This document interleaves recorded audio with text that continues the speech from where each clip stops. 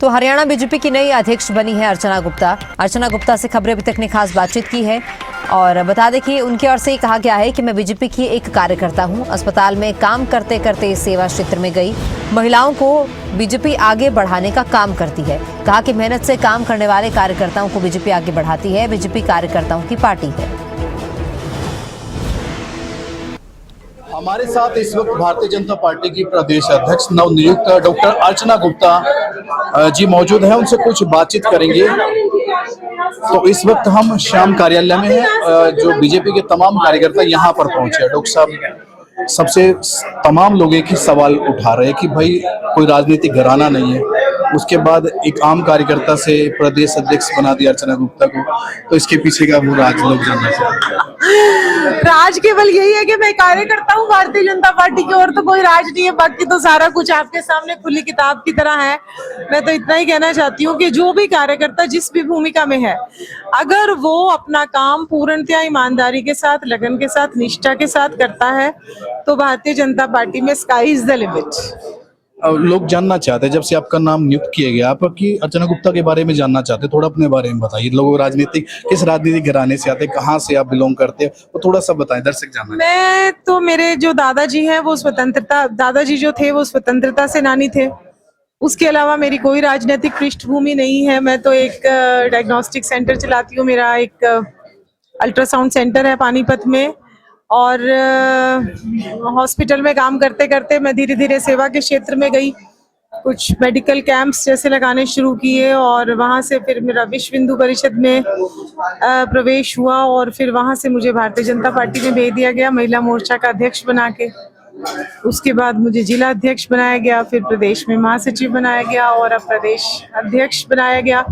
तो इस सारी की सारी यात्रा में जो मुझे लगता है, मुझे यही लगता है कि महिलाओं को हमारी पार्टी आगे बढ़ाती है, महिलाओं को साथ देती है महिलाओं का।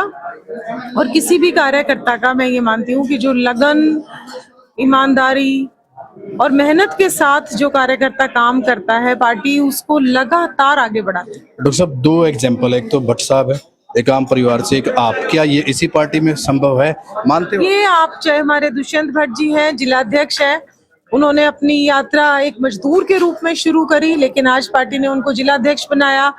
मैं आपके सामने प्रदेश अध्यक्ष उदाहरण हूँ, और आपके पास सबसे बड़े उदाहरण आदरणीय नरेंद्र मोदी जी हैं। एक चाय बेचने वाले का बेटा कहाँ प्रधानमंत्री तक के शिखर पर पहुंचा है, और उसी तरीके से गरीब किसान का बेटा आज, अगर हम अपने प्रदेश के मुख्यमंत्री जी की भी बात करें, तो बूथ अध्यक्ष से लेकर मुख्यमंत्री तक का सफर नायब सैनी जी ने तय किया है। तो ये केवल हमारी ही पार्टी में संभव है कि एक कार्यकर्ता कुछ भी बन सकता है, क्योंकि कार्यकर्ताओं की ही पार्टी है। डॉक्टर साहब, एक कहावत है कि डॉक्टर के, आपके प्रदेश की कमान आपके हाथ में, एक डॉक्टर के हाथ में।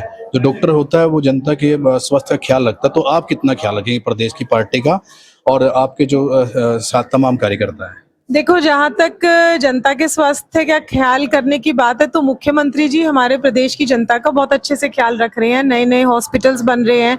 हॉस्पिटल्स में चाहे डायलिसिस की फैसिलिटी हो, चाहे सीटी स्कैन की हो, चाहे एमआरआई की हो, जो भी लेटेस्ट फैसिलिटीज किसी भी प्राइवेट हॉस्पिटल में उपलब्ध होती हैं, वो माननीय मुख्यमंत्री जी ने 10 सिविल हॉस्पिटल्स में वो पहले ही सारी फैसिलिटीज जो है वो उपलब्ध करा चुके हैं।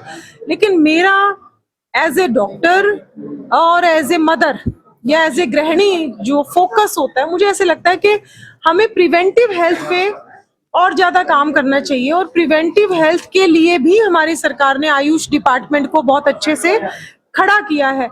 लेकिन सरकारें अपना काम करेंगी, चाहे वो आयुष डिपार्टमेंट के माध्यम से हो, चाहे वो सिविल हॉस्पिटल्स के माध्यम से हो। लेकिन हम सब लोग अगर अपना ख्याल खुद रखेंगे तो मुझे लगता है कि हम बीमार ही नहीं पड़ेंगे। और वो आज के युग में सबसे ज्यादा महत्वपूर्ण विषय ये है कि मैं अपना ख्याल कैसे रखता हूँ। मेरी थाली में जो खाना है, मेरे को उसमें से क्या चूज करके खाना है, और मुझे अपना समय कितना एक्सरसाइज को देना है, कितना योगा को देना है। अगर हम इन सारी चीजों का बैलेंस बना ले कि हम कुछ सैर करें, कुछ दौड़ लगाएं, कुछ योगा करें, कुछ एक्सरसाइज करें, और साथ ही साथ जितना हम खाना खाते हैं उससे अगर हम 50% खाना खाएं तो मुझे लगता है कि हॉस्पिटल्स में पेशेंट्स की जो संख्या है वो 50% कम हो जाएगी। आखिरी सवाल, आपकी प्राथमिकता क्या रहेगी? काफी बड़ी जिम्मेदारी है। मेरी प्राथमिकता रहेगी कि ज्यादा से ज्यादा महिलाओं को मैं पार्टी के साथ जोड़ूं, उनको राजनीतिक तौर पर सक्रिय करूं और ज्यादा से ज्यादा युवा, नया फ्रेश ब्लड हम पार्टी में लेकर आए और जिन क्षेत्रों में पार्टी कमजोर है उन क्षेत्रों में हम पार्टी को मजबूत करें। शुक्रिया मैम। तो ये थे हमारे साथ डॉक्टर अर्चना गुप्ता, जिनको भारतीय जनता पार्टी ने प्रदेश अध्यक्ष नियुक्त किया है। इन्होंने अपना विजन क्लियर किया, युवाओं को जोड़ेंगी और महिलाओं की भागीदारी पार्टी के अंदर बढ़ाएंगी और साथ ही इन्होंने बीजेपी की हाईकमान का धन्यवाद व्यक्त किया। अपने सहयोगी के साथ प्रदीप रेड्डू, खबर अब तक, पानीपत।